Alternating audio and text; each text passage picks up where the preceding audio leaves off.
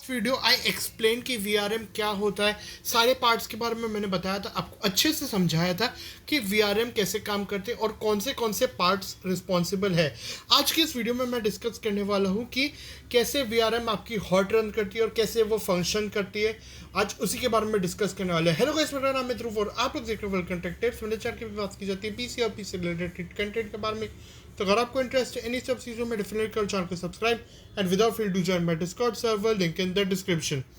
तो आज इसके बारे में डिस्कस करने वाले हैं कि वीआरएम हॉट रन क्यों करती है। तो सबसे पहले मैं बता दूं कि वीआरएम काफ़ी ज़्यादा फेजेस में डिवाइड होती है। Most of the motherboard vendors provide up to 20 phases and हर एक फेज एक ऐप होल्ड करता है। एम्पियर में यूनिट होगा, एक यूनिट होता है एम्पियर, वो एक पावर डिलीवरी होल्ड करता है। 70 एम्प्स हो गया, 40 एम्प्स हो गया, 50 एम्प्स हो गया, ऐसे हर एक फेज में आपका पावर डिलीवरी स्टोर होता है। अब एक फेज जो होता है वो आपके सीपीयू तक क्लीन से क्लीन पावर पहुंचाने का डिलीवरी, उसका रिस्पॉन्सिबिलिटी वो होता है। अब क्या होता है, अब जो एनर्जी होता है, there is a loss in form of heat. तो जब भी एक वीआरएम काम करता है, अगर समझो एक ही वीआरएम के ऊपर अगर लोड आता है तो वो वीआरएम के ऊपर एकदम से सारा लोड डाल दोगे तो डेफिनेटली वो हॉट रन करेगा। एंड अगर आप पूछोगे कि भाई चलो ठीक है वीआरएम हॉट रन कर रही है बट स्टेबिलिटी का क्या बात है, तो देखो जो एक पावर डिलीवरी होता है, जो पावर होल्ड करता है एक मॉसफेट, वो अगर उसको एक्सीड करता है, समझो आपका सीपीयू को 120 एम्प्स चाहिए एक मतलब, और आपका मदरबोर्ड सिर्फ 70 एम्प्स प्रोवाइड कर रहा है, और उसमें सिर्फ समझो, हालांकि कोई मदरबोर्ड वेंडर सिर्फ एक फेज प्रोवाइड करेगा नहीं, बट सोच के देखो सिर्फ एक फेज अगर मदरबोर्ड में रहेगा वीआरएम का, तो थिंक अबाउट इट, तो अनस्टेबिलिटी देखने को मिलेगा, क्योंकि वहाँ पे आउटपुट आपको नहीं देखने को मिलेगा, आपको पावर डिलीवरी में थोड़ा डिले देखने को मिलेगा। उतना जितना पावर उसको चाहिए बट उतना वो दे नहीं पा रहा, तो वो अनफॉर्चुनेटली आपको क्रैश दे, थोड़ी एरर्स आपको देखने को मिल सकती है। तो ये काम हो गया कि एडिक्वेट पावर सप्लाई आपकी देनी चाहिए। जो आपकी पावर सप्लाई है वो पहली बात तो अच्छे से क्लीन वेरीफाइड होनी चाहिए, मतलब अच्छी होनी चाहिए, प्योर होनी चाहिए आपकी पावर सप्लाई, अच्छे कैपेसिटर उसमें लगे हुए रहने चाहिए। फिर उसके बाद पावर सप्लाई जो रहती है वो भी काफ़ी ज़्यादा रिस्पॉन्सिबल है इस काम के लिए पावर डिलीवरी में। तो पावर डिलीवरी जैसे आपका 8 पिन पावर कनेक्टर से आ गया, फिर वीआरएम में आ गया, वो सब तो मैंने लास्ट वीडियो में एक्सप्लेन किया था। बट मॉसफेट का काम यही है, मॉसफेट की रिस्पॉन्सिबिलिटी ये है कि आपको जितना पावर चाहिए वो उतना आपके सीपीयू तक मिल जाना चाहिए। इसीलिए वीआरएम आपका कई बार क्रैश हो जाता है अगर आपकी उतनी एम्प्स उतनी प्रोवाइड नहीं कर पाए। एंड स्पेशली आपको ये सिनेरियो तब फोकस करने को देखने को मिलेगा जब आप ओवरक्लॉकिंग जैसे कर रहे हो, जिसमें आपको हायर वोल्टेजेस और हायर पावर कंजम्पशन ज़्यादा रिक्वायर्ड होता है।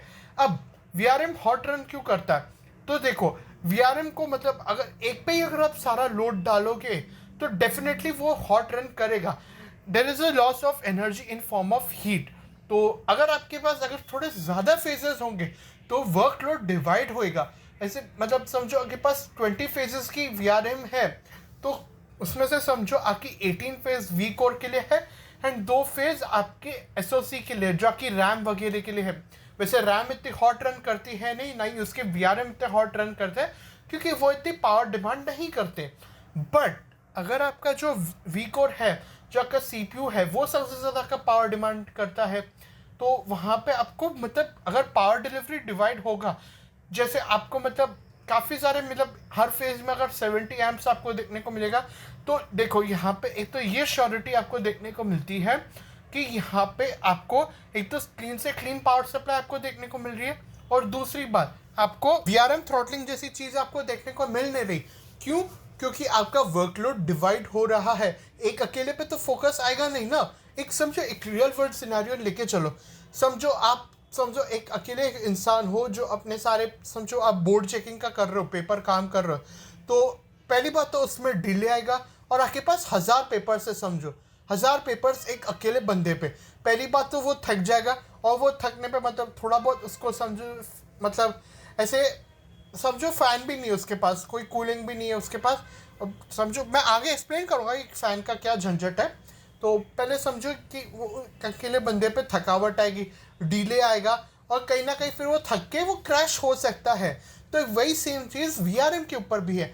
एक अकेला बंदा, एक अकेला फेस कितना ज़्यादा पावर डिलीवरी कर सकता है, कोई VRM 70 एम्प्स, 80 एम्प्स, 90 एम्प्स, इससे ज़्यादा आपको एक फेज़ में आपको देखने को मिलती ही नहीं है।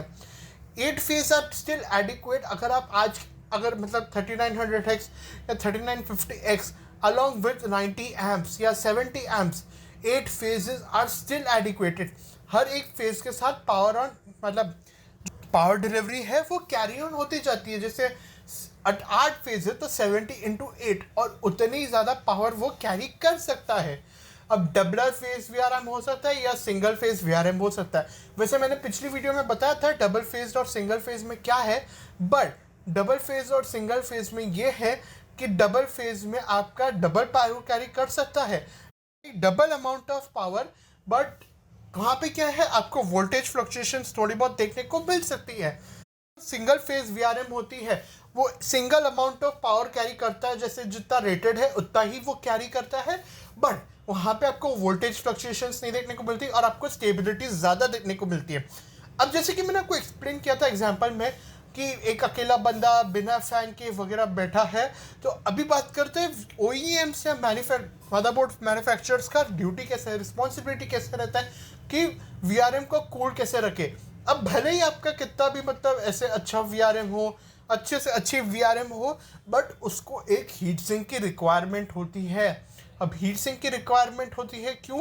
क्योंकि वहाँ पे आपको VRM हॉट रन करता है तो आपका हीट डिसिपेशन भी होना चाहिए ताकि VRM थ्रॉटलिंग नहीं हो। Just like your CPU requires a heat sink या AI या CPU कूलर चाहिए, वैसे your VRM also needs a heat sink. अब हीट सिंक के ऊपर आपकी एक थर्मल पैड लगी हुई रहती है जो मीटर पर केल्विन वॉट रेटेड होती है थोड़ी बहुत, जैसे आपकी 8 हो गई, 7 हो गई, उतनी ही मिलती है वैसे। बट अगर आप एक थर्मल पेस्ट भी यूज़ करते हो तो कोई बात नहीं, वो भी आप यूज़ कर सकते हो। It can fill the gap spaces जो VRM का थ्रॉट मतलब जो ऊपर कवरिंग रहता है जो फिल करनी रहती है वो थर्मल पेस्ट ज़्यादा अच्छे से फिल कर सकता है। इफ़ यू कंपेयर पैड अगर कंपेयर करें तो थर्मल पेस्ट ज़्यादा अच्छे से काम करता है, ज़्यादा बेटर काम करता है अगर थर्मल पेस्ट से कंपेयर करें तो। और उसके ऊपर अब heat sink manufacturing, heat sink designing का काम OEM टू OEM डिपेंड करता है कि आपकी कितनी ज़्यादा अच्छे से वो हीट को डिसिपेट कर सकता है। अब यहाँ पे जितनी ज़्यादा हैवी होती है ना हीट सिंक, वो उतने अच्छे से आपकी हीट को डिसिपेट कर सकता है। अब आप मेरे से पूछ रहे होगे कि ऑरस ने मतलब ऑरस की जो आपकी B450 सीरीज थी या X470 थे तो उसमें क्या था, क्या सीन था, ऐसी क्या बात थी जिसकी वजह से उसकी VRM इतनी हॉट रन करती थी। ऑल्दो उसमें ज़्यादा फेजेस थी, उसमें 20 एम्प्स 20 एम्प्स से ज़्यादा बोल दिया, 8 एम्प्स जो दी थी। अब यहाँ पे लॉजिक ये है कि कुछ मदरबोर्ड मैन्युफैक्चरर्स कुछ इतने बेवकूफ़ होते, इतने गंदे से गंदे होते हैं ना, इतने कि वो फेक VRM लगाते हैं। अब फेक VRM का मेरे को लॉजिक समझ नहीं आता, मतलब VRM वो डिटेक्ट ही नहीं कर पाता, वो VRM कंट्रोलर जो रहता है वो डिटेक्ट ही नहीं कर पाता वो VRM को। ऐसे डमी VRM जो लगी हुई रहती है ना वो लगा के उठा के रख दी और उसके ऊपर और बल्कि मतलब समझो फेक VRM तो लगाई से, और बल्कि उसके ऊपर प्लास्टिक हीट सिंक लगाई। अब मेरे को बताने की ज़रूरत नहीं, प्लास्टिक बहुत ज़्यादा हॉट रन करता है, उसमें मेटल की हीट सिंक नहीं लगी हुई रहती, उसमें प्लास्टिक की हीट सिंक लगी हुई रहती थी जिसकी वजह से आपका VRM थ्रॉटलिंग होता था एंड काफ़ी ज़्यादा आपका हॉट रन करता था। तो यही सारे की वजह से यही सारे फैक्टर्स की वजह से आपके B450 जो ऑरस की लाइनअप थी, जो X470 थी, जो ऑरस की लाइनअप थी, वो काफ़ी ज़्यादा हॉट रन करती थी। फैक्टर्स की वजह से आपका ऑरस का जो B450 X470 लाइनअप था वो काफ़ी ज़्यादा अनसक्सेसफुल था कि मतलब वो इतना ज़्यादा फिर भी आज तक लोग लेते थे। अभी रिसेंटली एक मैं नाम नहीं लूँगा क्रिएटर का, बट उसने मतलब उससे एक B450 ऑरस का मदरबोर्ड लिया था एंड लिटरली वो VRM स्मोक कर रही थी, लिटरली वो VRM जल रही थी। अब सबको पता है कि गीगाबाइट से मतलब पावर डिलीवरी का काम अच्छे से नहीं होता, it can not provide clean power supply, but क्या ही बोले अभी।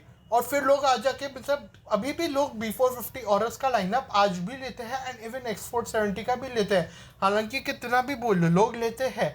तो आपको हमेशा अपनी रिसर्च वर्क देखनी पड़ती है कि VRM थ्रॉटल हो रही है कि नहीं हो रही है, आपको देखना पड़ता है। अब सेम X570 लाइनअप में भी मतलब यही सेम चीज़ हुआ था और वहाँ पे कुछ मदरबोर्ड्स के मतलब यहाँ पे हीट सिंक का तो अच्छा था X570 MSI का अगर देखिए, बट वहाँ पे जो पावर डिलीवरी थी वो एडिक्वेट नहीं हो पा रही थी एंड इतने अच्छे फेजेस उसमें नहीं यूज़ किए थे।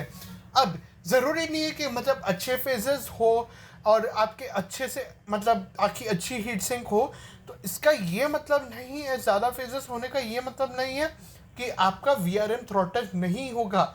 यहाँ पे आपकी चोक्स की क्वालिटी कैसे यूज़ की, निकल है कि नहीं, और आपकी कैपेसिटर्स की क्वालिटी कैसी है कि नहीं, क्योंकि आफ्टर ऑल उनको ही पावर को वेरीफाई प्योरीफाई करना है, उनको ही देखना है कि पावर क्लीन है कि नहीं।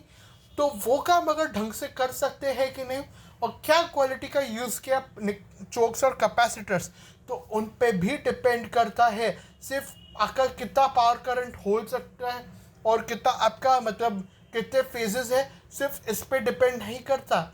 और यहाँ पे एक और चीज़ मैटर करती है, जो आपकी पीसीबी गर्म होती है, वो भी आफ्टर ऑल आपका जो आपका चिपसेट है वो भी काफ़ी ज़्यादा फिर गर्म हो सकता है। तो इसीलिए आपके काफ़ी ज़्यादा मैन्युफैक्चरर्स काफ़ी ज़्यादा अच्छी खासी डेंसिटी का कॉपर की जो पीसीबी होती है वो काफ़ी ज़्यादा डेंस से डेंस करने की कोशिश करते हैं ताकि पीसीबी ज़्यादा गर्म नहीं हो। जो पीसीबी होती है वो आपकी एक लेयर होती है जिसके ऊपर आपके सारे पार्ट्स लगे हुए रहते हैं, और उसके ऊपर आपका चिपसेट लग गया, आपका रैम का लग गया, आपका सीपीयू का सॉकेट लग गया। तो ये सारी चीज़ें भी फैक्टर करती है, ये सब चीज़ें भी मैटर करती है। तो आपको अपना रिसर्च वर्क हमेशा करना चाहिए, हमेशा रेडी रखना चाहिए, अपनी R&D करनी चाहिए कि उसमें किस टाइप की क्वालिटी यूज़ की, किस टाइप की चोक्स कैपेसिटर्स, किस टाइप के मॉसफेट्स यूज़ किए हैं। तो सब कुछ आपको फैक्टर चेक करना पड़ता है। वो आपको सबसे ज़्यादा मतलब हार्डवेयर अनबॉक्स की वीडियोस हमेशा आप देख सकते हो, वो काफ़ी ज़्यादा मल्टीपल मदरबोर्ड्स को एक टाइम पे सबसे ज़्यादा रिव्यू करते हो और आप एनालाइज कर सकते हो कि कौन सा मदरबोर्ड आपके लिए बेस्ट सूटेबल रहेगा। तो आज के लिए सिर्फ इतना ही। अगर आपको वीडियो पसंद आई तो लाइक कीजिए, शेयर कीजिए और सब्सक्राइब कीजिए। As always next video. Thank you guys and bye bye.